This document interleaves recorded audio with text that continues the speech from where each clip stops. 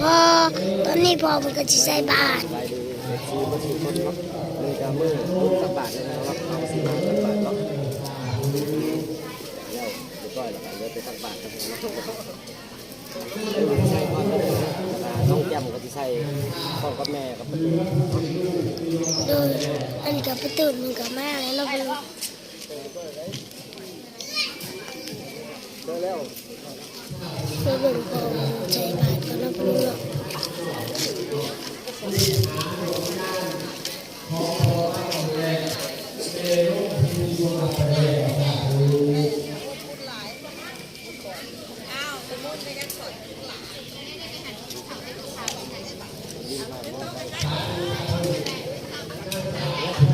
นิดนึงก็ได้คนก็หลายเนาะลุง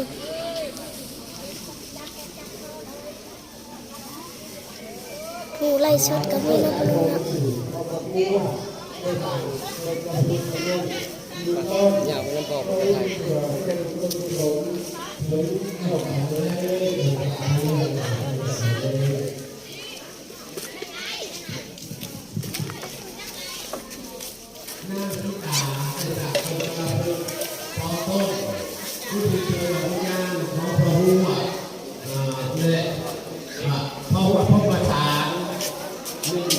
ต้นที่หนึ่งต้นที่สองหรือผู้ชินทำดวงวิญญาณ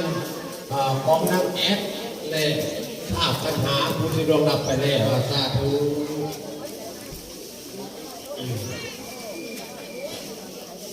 ข้าพุทธเกิดพบประสานหรือพ่อผู้ว่าได้สามต้นกระเพื่อหนึ่งต้นเพื่อที่แทนดวงวิญญาณของพ่อหัว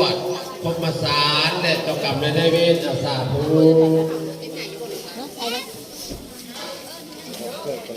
เบิกเกือบพอน างสมหมายในสามต้นกระพุ้งต้นพระพุทธเจ้าดวงวิญญาณของพอสักตัวเท้าสัก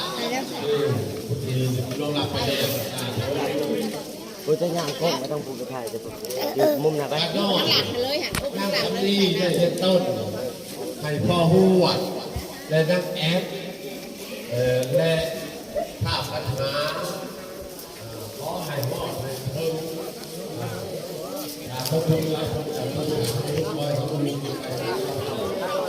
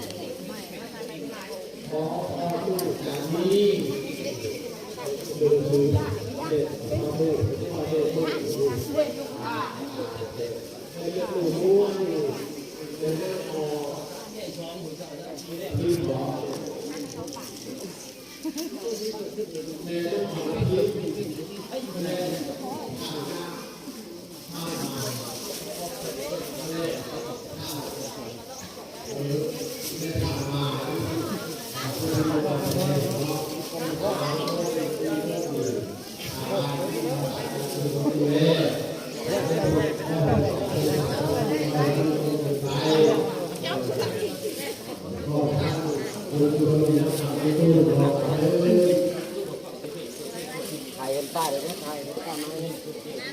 ต้องมาให้เขา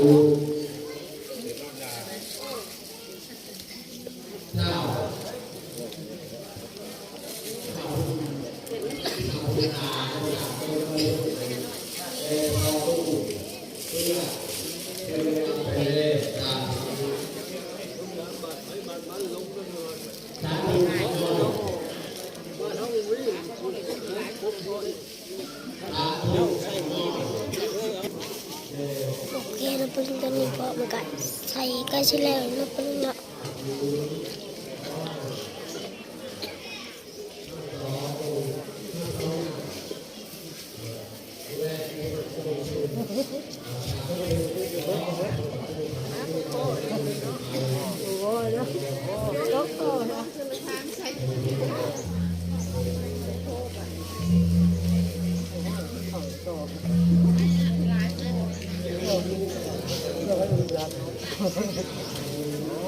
พ่อเนี่ย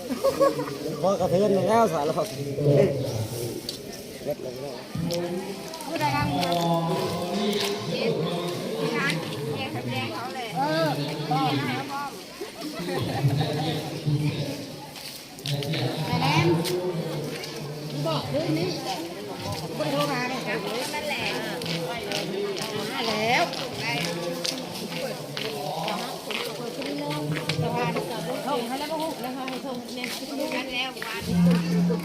เปิดซ่องใหม่ป่ะเปิดซ่องใหม่แล้วเนาะ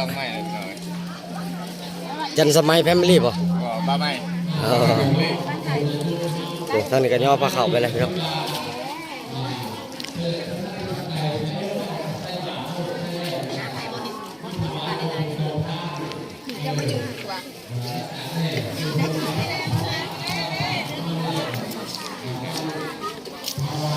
คนก็หลายพอสมควรพี่น้อง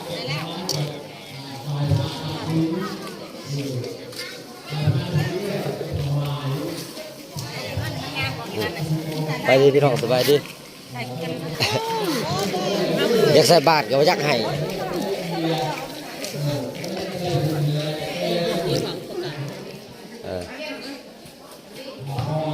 ไว้แม่ครัวซะเนาะ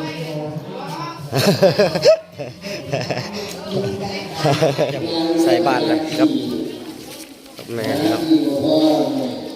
ใส่ย้ายใส่ลูกๆใส่ย้ายใส่กูบาทเนี่ยขันใส่ครบกะได้บุญใส่บ่ครบกะยังเฮิงอยู่ ย้ายใส่ขนมใส่นี่เงินใส่นี่ข้าวใส่นี่ลูกขนมใส่นี่ใส่นี่ก็ได้บาทได้ก็ได้ไปย้ายยังไปเงินใส่ก็ได้ไปเดี๋ยวเงินใส่นี่หมักไม้ใส่ได้ก็ได้หมักไม้ใส่นี่ก็ได้โอเคย้ายไปลูกใส่กระต้มใส่นี่ก็ได้ต้มก็ได้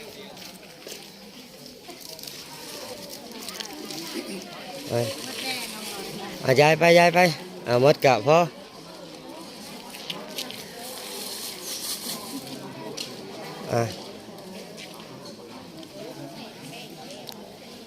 เอาอยู่บ่เอาเดี๋ยวเพิ่นแบ่งให้แล้วเอาใส่ย้ายใส่ให้มันครบมาบ่ได้บ่เอ็นฮะมาแต่เดินเลยก็มาไปใหม่อีกบ่ได้ไปเลย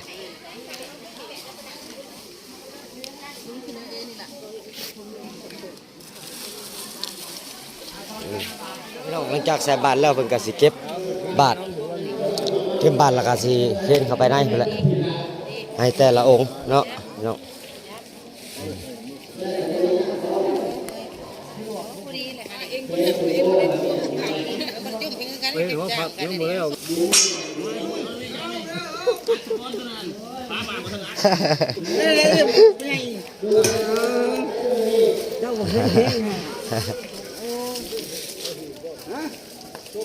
อยู่น้ำmất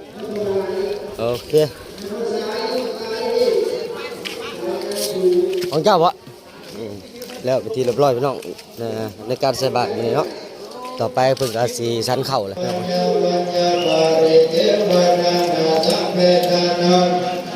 เอวัตเตคันติยาตาโยอายัจจาโกนากินนาสังฆังเมสุภาเวทิตาติการตังเอตาญาตานังโกปฏิโสยติธัมโมจาายามิสัสสิโลเปตันนาโมสัจจตตาปารันตาภิกขุนามาโนปฏิทันตุเมปุญญปัสสุตัมมาคัปปันติ ทีเรียบร้อยพี่น้อง เดินมาแล้วนั่นน่ะ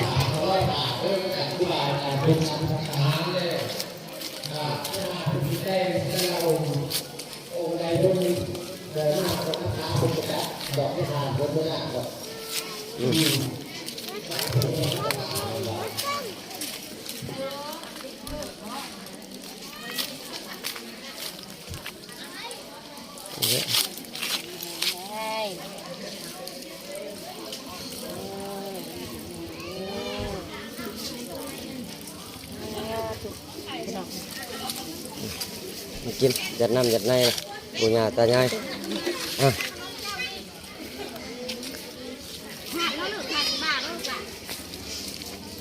ผัดสบายเหยียบแก้วซะทางหลัง แก้วนั่นเกิดบ่ได้ใส่มาเลย เหยียบแก้วลูกพี่มาพี่ทาดลูก มาสิมาสิ พี่ทาดลูก มาพี่ได้ของเพิ่นนั่นน่ะนะ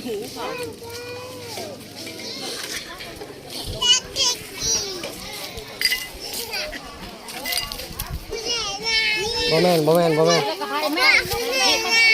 พี่บ่ทุพี่ทุกข่อยมา ผมไปจุดทูบผมให้ลุงผมไปนี่ร้อยอ่ะ ขนมด้วยจ้ะ อะไรอันเนี้ย ขนมมดมีแต่ข้าวต้ม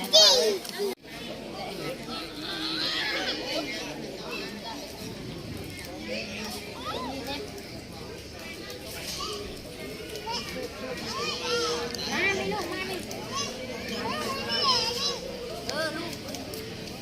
มาลูกงานเขาไม่ได้ซื้อมาหมด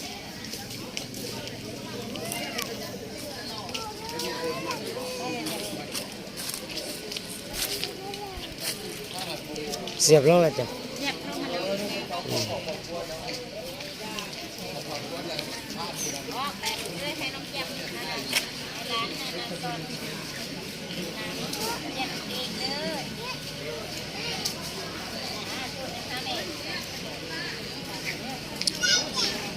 ก็โอเคนะพี่น้องก็จบเป็นทีเรียบร้อยมาเลย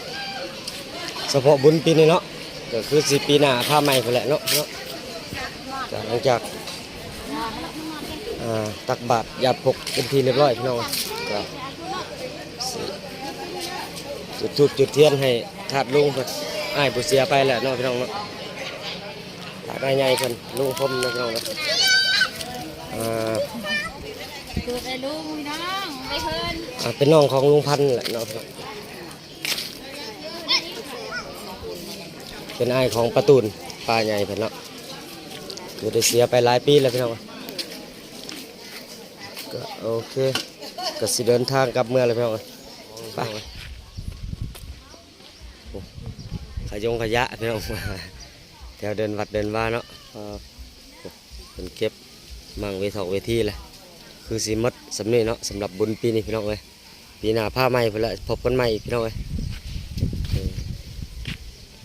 เห็นยังนะน้องแจมเก็บขยะซอยเพิ่นบ่ เก็บขยะซอยเพิ่นบ่เดี๋ยวบุญคือกันและหน้าวัดหน้าว่านี่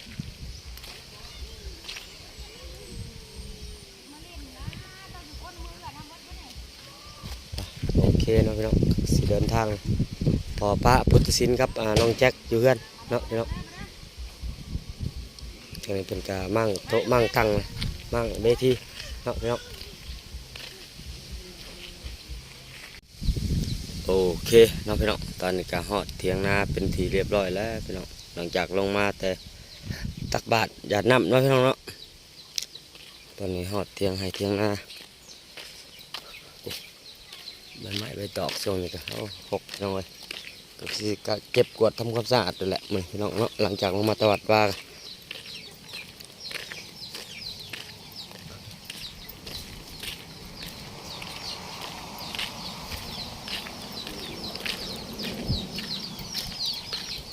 ใส่บาตรให้ยาเนี่ยเนาะจุดธูปในยาเนี่ยให้แม่เนี่ย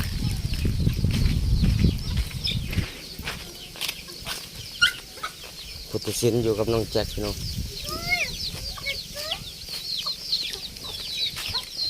พุทธศิลป์ก็ได้รถอีกบายดีนะพุทธศิลป์ เกลือแล้วบ่มาหน่อยไก่การใบไม้ก็หกพี่น้องเอ้ย